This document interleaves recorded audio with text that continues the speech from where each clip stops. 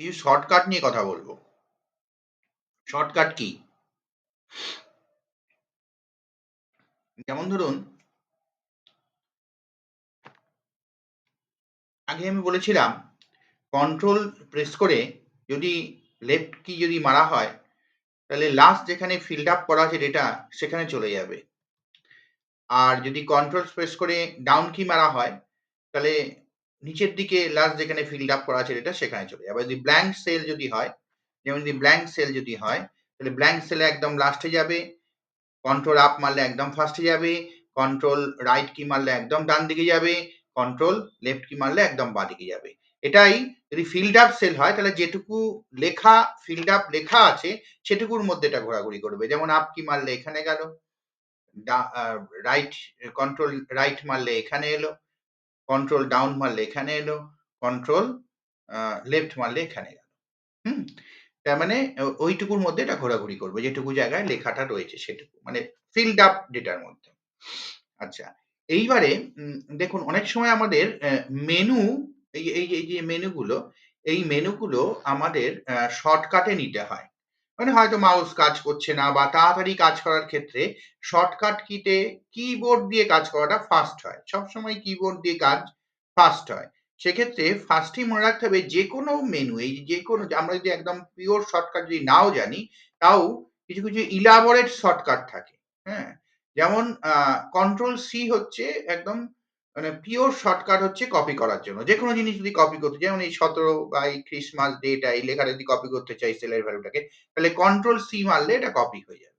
Control C মেরে copy করে আবার যে জায়গায় মারবো সেই জায়গায় নিয়ে গিয়ে কন্ট্রোল ভি মারলেই এটা পেস্টও হবে। তার মানে কন্ট্রোল সি তে কপি আর কন্ট্রোল ভি তে পেস্ট।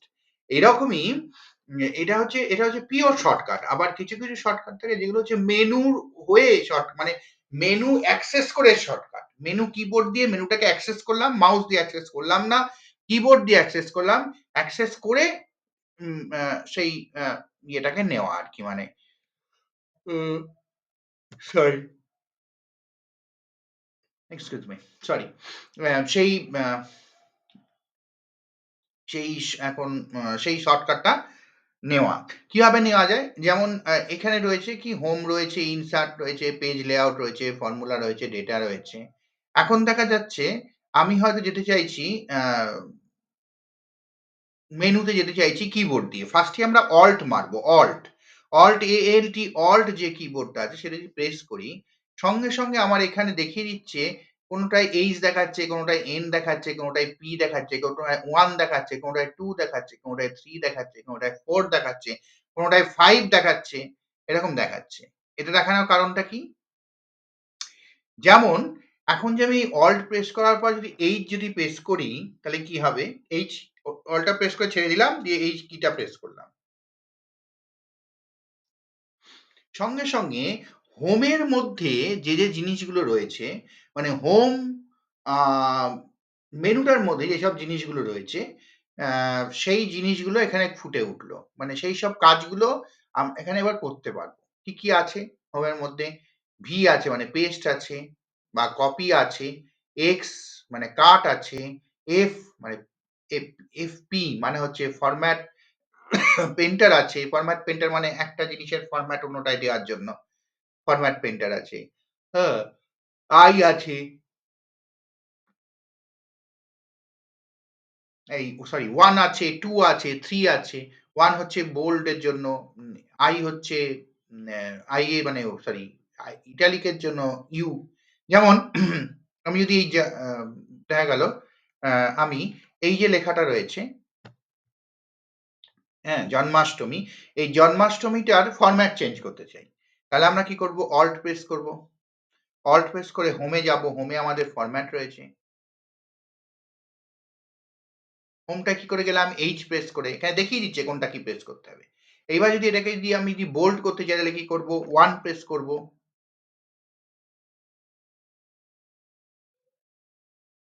বোল্ড হয়ে গেল।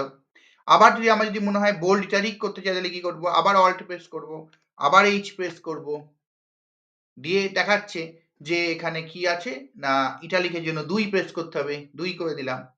ইটালিক হয়ে গেল। এবার যদি আন্ডারলাইন যদি করতে চাই তাহলে কি করব? অল্ট প্রেস করব। H প্রেস করব, একটু তাড়াতাড়ি করা যায়, কোনো ব্যাপার না। 3 প্রেস করব। 3 প্রেস করলে এবার আন্ডারলাইন ২ রকমের হয়। একটা হচ্ছে সিঙ্গেল আন্ডারলাইন, ডবল আন্ডারলাইন। দেখা গেল ডবল আন্ডারলাইন করতে যাই, তাহলে আমরা D টা প্রেস করব। দেখিয়ে দিচ্ছি। দেখিয়ে দিচ্ছি। সিঙ্গেল আন্ডারলাইনের জন্য U আর ডবল আন্ডারলাইনের জন্য D। তাহলে আমরা ডবল আন্ডারলাইন করব, D দিলাম। ডবল আন্ডারলাইন হয়ে গেল। ঠিক আছে? এবার যদি মনে হয় আমরা এখানে ফিল কালার করব, হ্যাঁ? তাহলে ফিল কালার করতে গিয়ে আবার সেই অল্ট প্রেস করব, আবার H প্রেস করব। H এর মধ্যে আবার H, এই যে H টা হচ্ছে গিয়ে ফিল কালারের জন্য, আবার H প্রেস করবেন। দেখে, দেখে করা। মানে এটা না মনে রাখতে হবে না। এটাই হচ্ছে সবচেয়ে সুবিধে, যেটা মনে রাখতে হবে না। এটা আমরা মেনুতে দেখিয়ে দিচ্ছে কোনটা যেতে গেলে কি করতে হবে। ঠিক আছে? এবার নো ফিল করতে গেলে N, না হলে এরকম এই কিবোর্ডটা প্রেস করে, করে আমরা বিভিন্ন কালার চয়েস করতে পারবো। এই যে চেঞ্জ হয়ে যাচ্ছে সঙ্গে, সঙ্গে ওখানে। দেখিয়ে দিই, যেমন এমনিতে দেখায় কিবোর্ড, মাউস নিয়ে গেলেও দেখায় এভাবে। দেখা গেল এই কালারটা করব।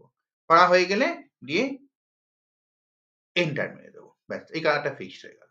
ঠিক সেরকম আবার যদি নো ফিল যদি করতে হয়, অল্ট প্রেস করব, H প্রেস করব, আবার H প্রেস করব, দিয়ে নো ফিলের জন্য N লিখে দিয়েছি, N প্রেস করব। নো ফিল হয়ে গেল। কোনো ফিল আর রইল না।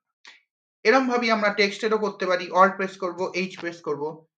টেক্সটের জন্য কি আছে? টেক্সট কালারের জন্য FC প্রেস করব, FC। FC পরপর প্রেস করলে এটা খুলে যাবে।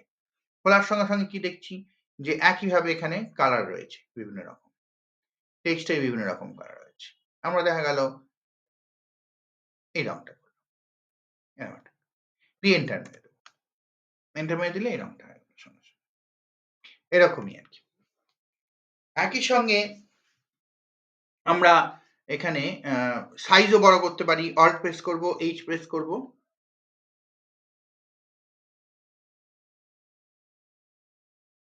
দিয়ে সাইজ বড় করার জন্য কি বলছে? FS প্রেস করলাম, সঙ্গে, সঙ্গে সাইজে চলে গেল। FS পরপর প্রেস করলে এটা চলে আসছে। এবার আমরা এরকমভাবে ডাউন অ্যারো প্রেস করে, করে নিচের দিকে মানে বড় সাইজে যেতে পারি। আপ অ্যারো প্রেস করে, করে ছোট সাইজে যেতে পারি। ঠিক আছে? আর সবচেয়ে মজার কথা হচ্ছে, এরকমভাবে আমরা বড় করতে পারি, এভাবে আমরা ছোট করতে পারি। ঠিক আছে? দিয়ে একটা জায়গায় করে সিলেক্ট হলো, আবার এন্টার মেরে দিলাম। দিয়ে ওটা হয়ে গেল। দিয়ে আবার এখানে আরেকটা জিনিস মজার দেখাই। অল্ট প্রেস করে, H প্রেস করে FS যদি দিই, FS দিলে আমরা ভেতরে ঢুকে যাচ্ছি। এখানে সবচেয়ে মজার ব্যাপার হচ্ছে, এখানে পয়েন্টে আমরা সাইজ দিতে পারবো, যেটা কিন্তু ওই মেনু দিয়ে ওভাবে গেলে আমরা পয়েন্টে দেখতে পাচ্ছি না। দেখুন আবার দেখি, অল্ট প্রেস করে, H প্রেস করে FS যদি দিই, তাহলে এই যে ডাউন ক্যারো, এইগুলো দিয়ে কিন্তু কোনো ইয়ে দেখা যাচ্ছে না, যে পয়েন্ট হয় না। কিন্তু ম্যানুয়ালি যদি দিই, তাহলে কিন্তু পয়েন্ট করা সম্ভব। অল্ট H FS দিয়ে আগে যেমন দেখালাম, দেখা গেল হয়তো 15.3 করতে চাই, হবে 15.5 হবে, 15.3 হবে না, অ্যাকচুয়ালি সরি, 15.5 হবে, 16 হবে, এরকম হবে। ঠিক আছে? তো এরকম ভাবে আমরা সাইজটা চেঞ্জ করতে পারি। একইভাবে আমরা ফরম্যাটও চেঞ্জ করতে পারি। সুতরাং অল্ট প্রেস করে এই যেখানে যেতে চাই, দেখা গেল আমরা হয়তো দেখা গেল ডেটা যেতে চাই, তাহলে A প্রেস করব। A প্রেস করলে ডেটার মধ্যে যা, যা অপশন আছে সেগুলোতে আমরা চলে গেলাম। হ্যাঁ? আগে আমি একটা আগে যদি দেখে থাকেন তাহলে দেখবেন যে একটা আগের এপিসোডে আমি দেখিয়েছি, সেটা হচ্ছে ডেটা কিভাবে ইয়ে করতে হয়, সেগ্রিগেট করতে হয়। ডেটা কিভাবে একটা ফিল্ডের মধ্যে, একটা সেলের মধ্যে যদি সব ডেটা যদি লেখা থাকে, সেগুলোকে যদি আমরা বিভিন্ন কলামে টেক্সটের মধ্যে পরপর লিখে গিয়েছি কেউ ভুল করে। সেগুলো যদি কলাম ওয়াইজ যদি ভাগ করে দিতে চাই, তাহলে সেটা করার জন্য আমাকে যেখানে যেতে হয় সেটা হচ্ছে বলা হচ্ছে টেক্সট টু কলাম। এখানে দেখুন ই মার্ক দিয়ে সেটা করা আছে, ই। তার মানে এখানে যদি মাউস না প্রেস করে আমরা যদি ই দিয়ে প্রেস করি, তাহলে ওই টেক্সট টু কলামের অপশনটা খুলে যাচ্ছে। পুরোটাই আমরা কিবোর্ড দিয়ে করতে পারি এখানে। এই যে নেক্সট এ এটা যেমন ক্লিক করাই আছে, নেক্সট এ এন্টার মারবো, নেক্সট চলে গেল। এবার ট্যাব যদি প্রেস করি, শিফট ট্যাব, তাহলে উপরে চলে যাচ্ছে। শিফট আর ট্যাব একসঙ্গে প্রেস করলে ব্যাকে যায়। এবার আমাদের গ্যাপ যদি থাকে, স্পেস আগে আমি এটা আমি দেখিয়েছিলাম আগে, যদিও এখানে সেরকম কিছু নেই বলে আমি বলতে পারি। স্পেসটা দেবো, স্পেসটা দিয়ে আবার ট্যাপ করে আবার নেক্সটটা যখন হাইলাইট হবে, নেক্সটে গিয়ে এন্টার মারবো। এন্টার মারলে এখানে দেখিয়ে দেবে কেমন হবে, দিয়ে ফিনিশ মারলেই এটা কমপ্লিট হয়ে যাবে। যেহেতু এখানে নেই এই ধরনের এখন এটা, সেটা এটা দেখানো যাচ্ছে না, কিন্তু মোদ্দা কথা হচ্ছে আমরা কিবোর্ড দিয়ে যেকোনো মেনু অ্যাক্সেস করতে পারি, যেকোনো কাজ উইথআউট মাউস আমরা করতে পারি। আমাদের সব শর্টকাট মনে রাখা সম্ভব নয়। সেই জন্য মাইক্রোসফট থেকে এই স্পেশালি স্ট্রাকচারটা ব্যবহার করে দেওয়া হয়েছে যে অল্ট প্রেস করলেই আমাদের দেখিয়ে দিচ্ছে কোন মানে হেডিং এ মানে কি বলে ওটাকে মেনু বারের কোন মেনুতে আমরা যেতে চাই। আমাদের শুধু জানতে হবে যে কাজটা আমরা করতে চাই সেই কাজটা কোন মেনুতে আছে। হ্যাঁ? যেমন ফর্মুলা যদি করতে হয়, ফর্মুলা নিয়ে কোনো কাজ করতে হলে ফর্মুলাতে যাবো। যদি পেজ লেআউট নিয়ে কোনো কাজ করতে হয় পেজ লেআউট P মারবো। যদি ইনসার্ট এর মেনু দিয়ে যেতে হয় তাহলে N মারবো। হ্যাঁ? যেমন এখানে যদি আমি এখন যদি N যদি মারি এই অবস্থায়, N মারার সঙ্গে, সঙ্গে এখানে ইনসার্ট এর সব জায়গাগুলো খুলে গেল। সেখানে আমি পাইভট টেবিল এড করতে পারি, টেবিল এড করতে পারি, পিকচার এড করতে পারি, ক্লিপ এড করতে পারি, শেপ এড করতে পারি, বিভিন্ন ধরনের টেক্সট এড করতে পারি, এগুলো সব এড করতে পারি। ঠিক আছে? এইবারে যদি পিকচার যদি এড করে তাহলে পিকচারের জন্য P আছে। P টা যদি মারি তাহলে পিকচারটার এড করার জায়গা খুলে যাবে। P মারলাম।